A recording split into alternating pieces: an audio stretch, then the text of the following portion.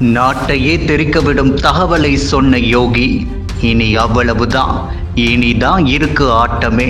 முத்தலாக்கை தொடர்ந்து மத்திய அரசு கொண்டு வந்துள்ள வக்ஃப் வாரிய சட்ட திருத்தத்திற்கு இஸ்லாமியர்களில் பெரும்பாலானோர் வரவேற்பு தெரிவித்துள்ளனர். பின்தங்கிய இஸ்லாமியர்களின் முன்னேற்றத்தை இந்த சட்ட திருத்தம் உறுதி செய்யும் என்றும் கூறியுள்ளனர். மத்திய பாஜக அரசு நாடாளுமன்றத்தில் நிறைவேற்றியுள்ள வக்ஃப் சட்ட திருத்த மசோதா நாடு முழுவதும் பல்வேறு தரப்பினரிடையே ஆதரவை பெற்று வருகிறது. வக்ஃப் சொத்துக்கள் என்ற பெயரில் கடந்த பல ஆண்டுகளாக நாடு முழுவதும் நடைபெற்று வரும் ஆக்கிரமிப்புகள் குறித்து பொதுமக்கள் மத்தியில் கடும் சந்தேகங்களும் கோபமும் எழுந்து வருகிறது. மத நலன் என்ற போர்வையில் தனிநபர்கள், குழுக்கள் மற்றும் அரசியல் ஆதரவுடன் செயல்படும் சில சட்டத்தை தங்களுக்கே உரியதாக மாற்றிக்கொண்டு ஏழை மக்கள், விவசாயிகள், நடுத்தர குடும்பங்களின் நிலங்களை அபகரித்து வந்துள்ளனர்.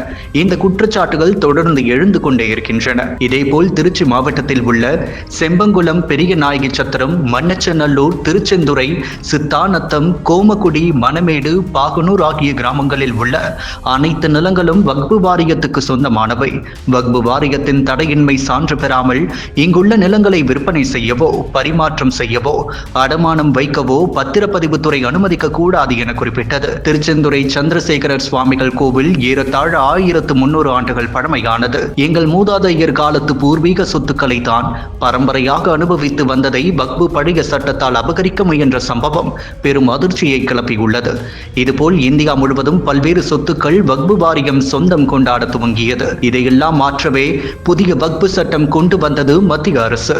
இதற்கிடையில் தான் ரிபப்ளிக் தொலைக்காட்சி நிகழ்ச்சியில் பேசிய உத்தரப்பிரதேச முதல்வர் யோகி ஆதித்யநாத், இது வக்ஃப் போர்டா அல்லது மாஃபியா போர்டா என்ற கடும் கேள்வியை எழுப்பி, இனி வக்ஃப் என்ற பெயரில் ஆக்கிரமிக்கப்பட்டுள்ள ஒவ்வொரு இன்ச் நிலமும், ஒவ்வொரு சதுர அடி கூட பாக்கி வைக்காமல் முழுமையாக மீட்கப்படும் என உறுதியான சபதம் எடுத்துள்ளார். சட்டத்தின் பெயரில் சட்டத்தை மீறும் எவருக்கும் தப்பிக்கும் வழி இருக்காது என்றும், அரசியல் செல்வாக்கோ அல்லது மத அடையாளமோ சட்டவிரோத செயல்களுக்கு பாதுகாப்பாக இருக்க முடியாது என்றும் எச்சரித்தார்.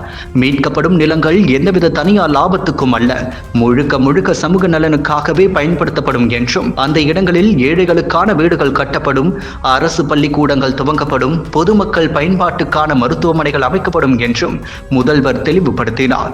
இது வெறும் அரசியல் பேச்சல்ல, மாஃபியா ஆட்சியை ஒழித்தது போலவே வக்ஃப் பெயரில் நடைபெறும் முறைகேடுகளுக்கும் முற்றுப்புள்ளி வைக்கும் நிர்வாக நடவடிக்கையாகும் என்று யோகி ஆதித்யநாத் கூறிய இந்த கருத்துக்கள் நாட்டின் அரசியல் மற்றும் சமூக விவாதங்களில் பெரும் அதிர்வலைகளை ஏற்படுத்தி வருகின்றன.